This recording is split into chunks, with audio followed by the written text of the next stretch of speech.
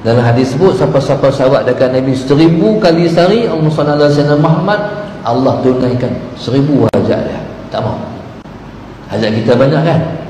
Hajat dunia kita banyak, hajat akhirat kita banyak. Sallallahu alaihi wasallam Muhammad. Selawat kat Nabi sehari 1000, Allah tunai 1000 hajat kita.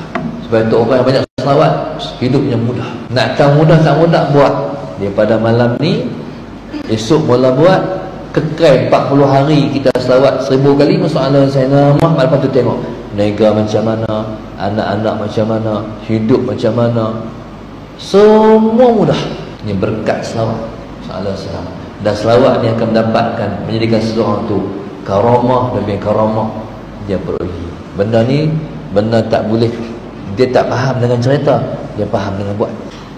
Saya ulang lah, soalan siapa yang banyak selawat hidupnya mudah, siapa yang susah selawat hidupnya agak susah. Siapa banyak selawat hidupnya semua mudah, hajatnya semua makbul. Soalan Sayyidina Muhammad. Jadi saya harap insya-Allah hak saya titipkan ini tuan-tuan buat. Bolehkah Muhammad sallallahu alaihi wasallam Muhammad 1000 kali. Lepas 40 hari tuan-tuan masalah Sayyidina Muhammad kita akan rasa yang saya cerita ni. Benda ni dia tak akan faham melainkan lepas buat, insya-Allah. Semoga Allah kabul kita semua untuk menjadi umat Muhammad.